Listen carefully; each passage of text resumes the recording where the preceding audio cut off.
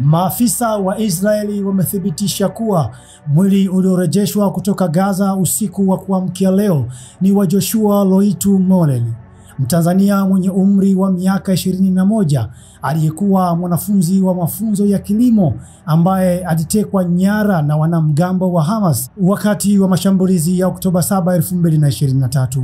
Joshua alisafiri kwenda Israeli mwezi mmoja kabla ya tukio hilo kwa ajili ya mafunzo ya kilimo katika Kibbutz Nahal Oz. Familia yake nchini Tanzania iliwasiliana naye mara ya mwisho siku moja kabla ya mashambulizi hayo.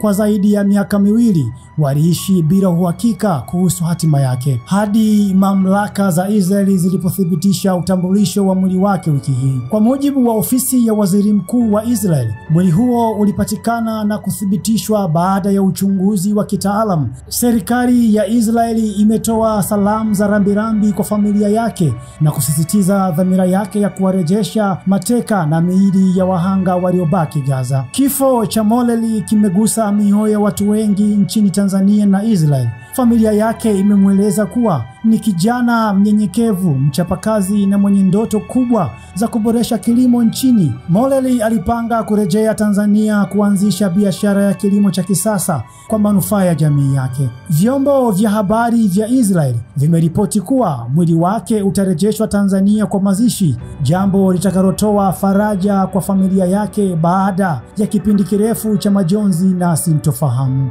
Pumzika kwa amani, Joshua Loitu Moleli.